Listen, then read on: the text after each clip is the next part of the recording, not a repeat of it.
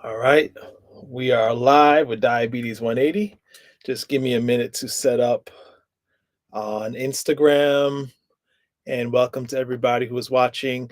Don't forget, you could ask questions. I'll be trying to monitor the chat as we go. But the topic for today is very simple. Is the cookware you're using toxic? So what we're going to be talking about is the toxicity in common cookware. And by the end of this presentation, you'll know what is recommended as far as cookware if you're trying to avoid exposure, unnecessary exposure to environmental pollutants, toxins. Um, Unfortunately, there's no way to be 100% free of these forever chemicals, unfortunately. But we want to do what we can. We want to do our part in mitigating our exposure and lowering our risk of chronic diseases. So I know it's a little our channel does focus on diabetes, and we try our best to stay balanced in that. But the once in a while we do different topics that really coincide with diabetes, because one of the things that does increase our risk of developing chronic diseases like diabetes is how our environment affects our DNA, right? And these changes, these unnatural changes to our DNA, make us more susceptible to disease, but not just in ourselves, but of course passing it on to others, our family, all right, and our future generations. So we want to protect our DNA.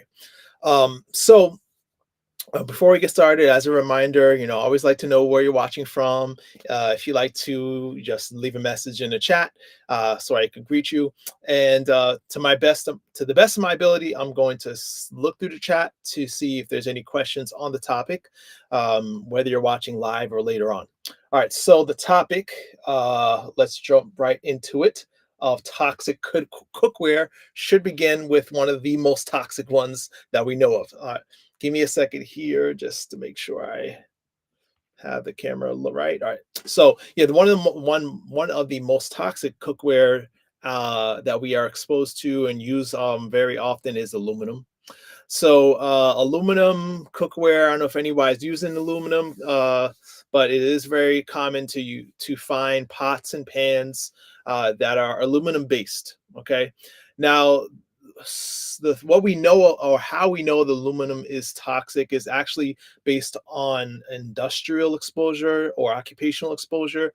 Many years ago, there were studies that showed that those who were exposed to aluminum through their work, or their environment, this led to oxidative stress, which led to DNA damage. Okay, so we know from occupational exposure that, of course, aluminum is bad. But what about cookware? So before we even go into cookware, it should be mentioned that the highest levels of aluminum exposure is actually from processed foods, not as much from our cookware. So if you are wanting to lower your levels of aluminum exposure, do what we advise everyone to do on Diabetes 180. That is to eat a whole food plant-based diet, minimizing processed foods. But yes, processed foods are your main exposure to aluminum. So you're talking about, baking powder, processed cheese. A lot of processed cheeses have aluminum in it. Your cake mixes, pancake mixes, frozen dough. So getting rid of a lot of the processed junk, you're getting rid of a lot of the aluminum. But since we're talking about cookware today, what is the cookware, that we're, or what amount of is coming from our cookware? So according to studies, about 20% of our exposure to aluminum comes from the things we use in the kitchen, right? So that's significant enough to try to make a change and transitioning from aluminum. So right off the bat, the first cookware that we were labeling toxic that we want to get rid of is aluminum pots and pans. So so far no one's saying they're using it, so that's good. Maybe you don't know, so now it's time to be more aware when we're shopping and what materials are in our cookware. Aluminum is one that I would say ditch. And also, because it's been studied, we always try to bring evidence-based research on our lives. So according to evidence-based research, those who use aluminum cookware versus those who who did not were had twice as much aluminum in their blood. So that's a lot. I mean, just those in the particular study, they were using aluminum cookware every day, so that's something that should be noted. They were also using aluminum cookware to cook and store acidic foods. So acidic foods like tomato sauce uh, can leach more aluminum into your food. So you want to avoid using it daily, and you want to avoid using acidic food. But even occasional use has been known to be toxic. Why are we worried about aluminum? Again, is that DNA damage. So with aluminum, in this particular study, when they studied the samples of the blood of people who use aluminum daily, they had free radical damage to their proteins and fats, which makes sense because aluminum is a pro-oxidant. So this oxidative stress, or this damage, free radical damage, led to immunosuppression. It led to DNA damage, a significant amount, enough to mark it on blood work. So yeah, you don't want it in your kitchen cookware. There are some studies that say link aluminum to Alzheimer's disease. However, this is definitely worth debating, because these studies were based on animal studies, or rodent studies, and the brain changes that were found in these studies aren't the same as the brain changes found in Alzheimer's patients. But I don't know about you. Just the fact that any kind of chemical can change my brain, I'm okay. I'll pass. So there's a really whether or not it can cause or increase the risk of Alzheimer's disease is still up for debate. But yeah, let's stay away from aluminum cookware. What else do we got next? So aluminum foil. Yeah, aluminum foil is another thing that you probably would have a question about, because we use it every day. So this luckily has been studied. Is aluminum foil something we should be worried about in our kitchen? And I kind of give this a pass, because studies show that the amount of aluminum, well, let's say if you're wrapping a potato or something in the fridge and you're wrapping in aluminum, and it doesn't matter which side you're using, there's a very, very, very minimal amount of aluminum that's actually leaching into the food. Negligible amount. The only exception to that is if you are talking about younger kids, or those who have kidney disease, because those with a compromised kidney function, or those who are younger, they're probably going to be it's going to be harder for them to clear even small amounts of the aluminum. So, and that goes for everything we're talking about tonight. For kids and those with compromised kidneys, you want to be extra careful not to expose them to these toxicities, right? And again, same idea with storing. Actually, no, this is a little different. When storing aluminum foil, one thing that should be noted is that when you're putting it in the fridge, try to avoid putting it next to other metals. So let's say wrapped a ham. All right, we don't eat ham on this channel, right? We don't support ham. But this is just a study that took ham, wrapped it in aluminum foil, and you could see there was a small amount of aluminum that leached into the foil, into the ham. But then they took that same ham and they put that aluminum wrapped ham on a steel plate. Okay. And you could see what happened. The amount of aluminum that leached into the ham jumped up significantly. It's almost like a magnetic effect between the specific metals and the aluminum that can draw it into the food. So that's something definitely worth noting. You want to store your aluminum foil away from other metals in the refrigerator. All right. So that's something worth noting. This is actually going to be a pretty quick live, guys. So I know so far we got no questions. That's good. I guess I'm a good teacher. I like to think that when I have no questions, that means everyone's absorbing. All right. So stainless steel. Stainless steel. Does this get a pass? Yeah, I give this a pass because stainless steel is a safe cookware to use. It's probably the one that's most preferred in like professional kitchens and chefs. For many reasons, but it's healthy. It's health promoting in the sense that it's the stainless steel serves to keep out rusting, right? But specifically the chromium and nickel, chromium and nickel are chemicals that are actually often added in the stainless steel to preserve its integrity and keep it from rusting. This is, if anything, is the biggest concern for people using stainless steel. So most stainless steel products are going to have this nickel and chromium. Is not going to bother most people, but if you have a sensitivity to nickel, such as people with eczema, these sensitivities can be aggravated by the nickel in the stainless steel. So of course, if you're having allergic reactions, you wouldn't know if it's from coming from the pan or the pot you're using. So if you want to avoid having this sensitivity or develop an allergic reaction from nickel that's often added, you can find stainless steel pots and pans that don't have nickel and chromium. You just have to do your research. Okay, so you have to make sure you're doing your due diligence. At the end of this live, we're gonna show some just one of the websites you can look for pure stainless steel, meaning there's no nickel or chromium added. Okay, but that's something that we can use, but it's safer if you can use it without the nickel and chromium added. It's not going to be a problem for most people, but if you want to avoid any kind of possibility of developing a sensitivity, which can happen with exposed, frequent exposure to any kind of substance, then try to find a pure stainless steel, right? But this does get a pass as being safe because the stainless steel does not leach into the food. The iron in the stainless steel. One thing though, you should try to avoid cooking again, like with aluminum, with acidic. Try to avoid cooking with acidic foods, as acidic food can increase that leaching if you have a nickel and chromium. Also, if you don't want to throw away your pots and pans and it might have nickel and chromium, then try to avoid cooking acidic foods for long periods of times at high heats. That's another thing that can happen.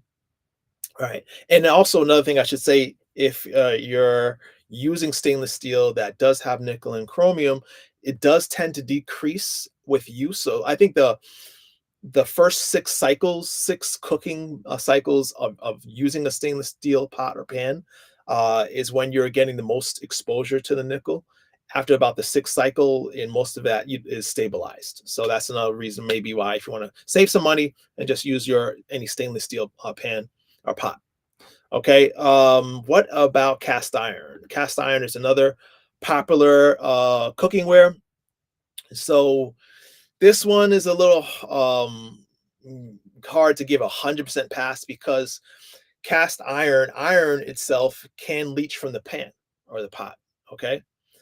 So if you're a person who's worried about iron toxicity or having excess toxicity of iron, I should say, just say toxic, excess levels of iron can be a problem because studies show those who have excess iron, meaning more iron than your body needs, it can increase your risk of cardiovascular disease. So there's many mechanisms of action why this happens with excess iron. But if you're worried about cardiovascular disease risk, you want to avoid using iron pans every day. Again, same rule. If you're going to use it, try not to use acidic foods or salty foods at high temperatures for long periods of time when cooking with iron. But yeah, if you're a person who's iron deficient, maybe that's a good thing. If you're looking to get more iron, iron deficiency, maybe the iron cast iron pan will be good for you. But for most of us who are trying to avoid excess iron, we don't want to use cast iron pots every day or pans every day. Another thing that's interesting that I found out, and again, I always mention this. If you're looking for, the studies behind what behind this presentation, what I'm sharing, check the links in the bio section or the description section of this video.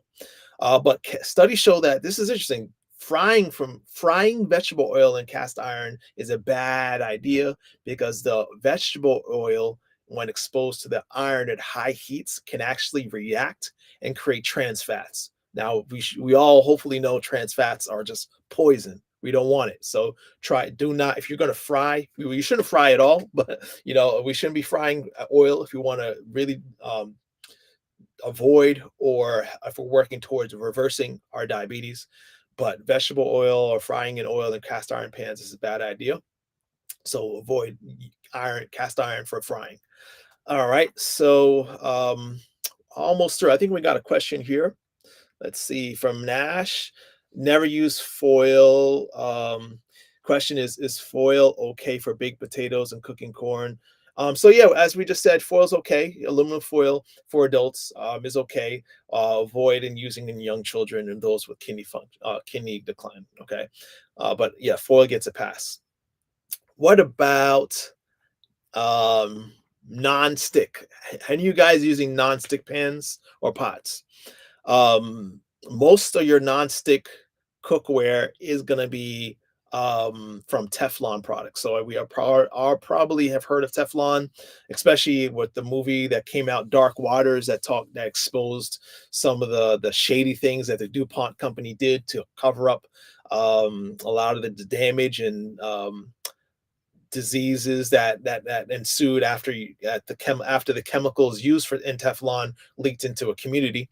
But since then, well, there's been a lot of studies that show that the chemical in Teflon which comes from a class of chemicals known as PFAs, or per and polyfluoroalkyl substances.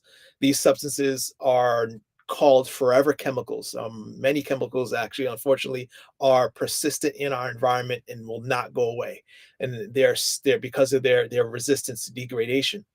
These chemicals, or PFAs, they are in these nonstick pans, most of them.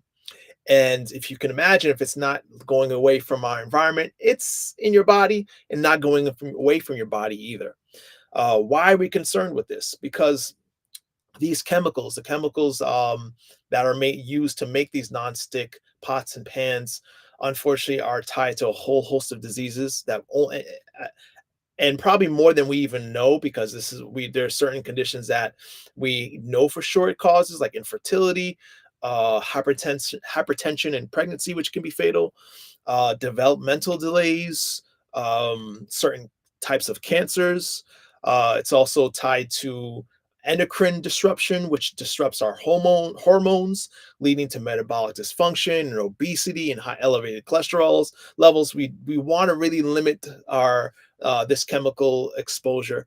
Unfortunately, it's everywhere. It's in the drinking water, it's in your home and your carpet. So these PFAs, these chemicals, are man-made and with the specific purpose of being heat, oil, and water resistant. So you can imagine the applications, right? So we're talking things as simple as dental floss, certain shampoos, um, packaging of greasy foods like microwave popcorn are we're all exposed to these things. So if you test your blood, you have this chemical in your body. We want to avoid cooking with it, because when we cook with these pots and pans, these nonstick pans are leaching this gas into the air. We're breathing it in, we're inhaling it, it's going into the food. So if you have nonstick cookware, and throw it away. And this is the one thing I don't give a pass at all. Throw it away.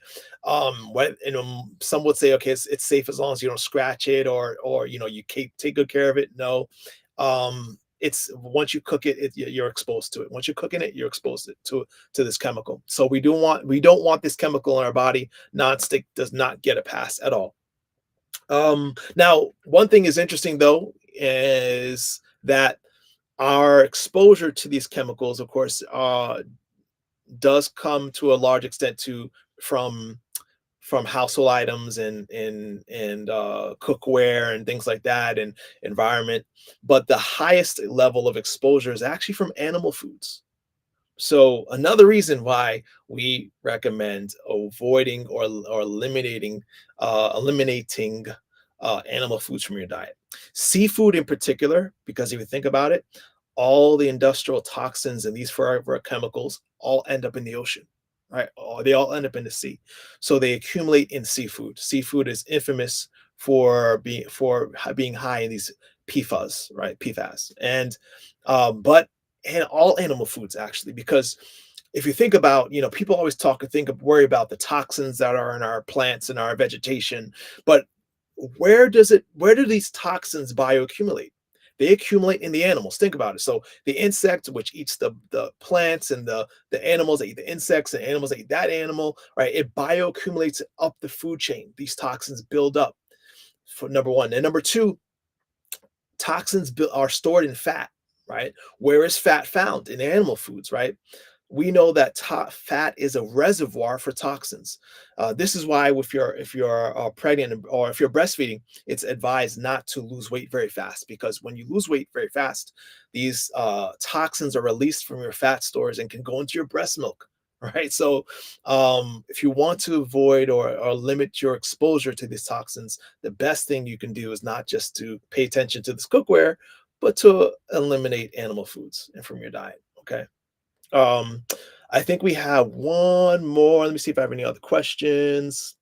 Yeah, so 8 steps to health. Just bought an air fryer. Air fryers, yeah, they have non-stick cookware. Thanks for mentioning that. I don't know if I said it, but yeah, air fryers are, most of them are going to have this non-stick chemical in them. But there's hope. Maybe you can. I don't know if you still got the receipt. You can get conventional glassware. So I'll show you, and I think I have a slide here.